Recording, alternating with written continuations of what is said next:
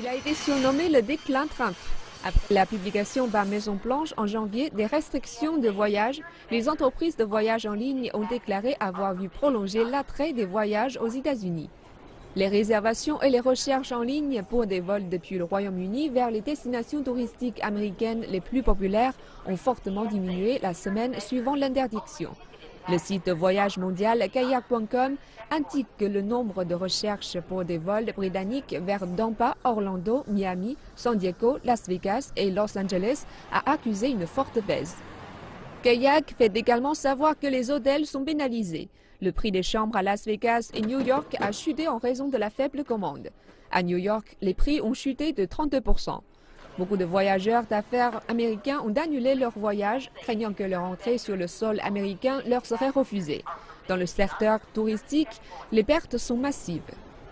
Une semaine après la signature du décret pour l'interdiction de voyager, on comptait l'équivalent de 185 millions de dollars en réservation de voyages perdus sur le marché des voyages d'affaires.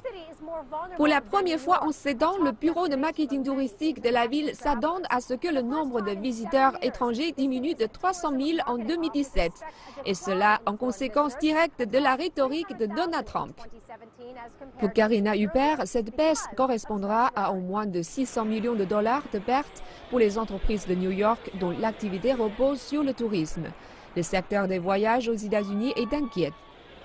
Nous sommes inquiets et nous montons au créneau. Nous pensons qu'il est essentiellement nécessaire d'équilibrer sécurité et ouverture et qu'on ne peut pas être vu comme un pays qui refuse de laisser entrer certaines personnes.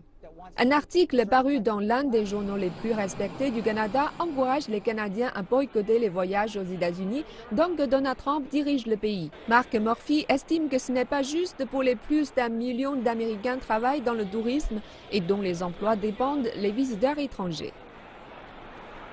Arrêter de voyager, c'est cesser de rassembler les gens. Quelle que soit son idéologie ou ses peurs, je pense qu'on doit surmonter cela et comprendre que le mieux est de sortir de chez soi et d'aller réellement à la rencontre des autres.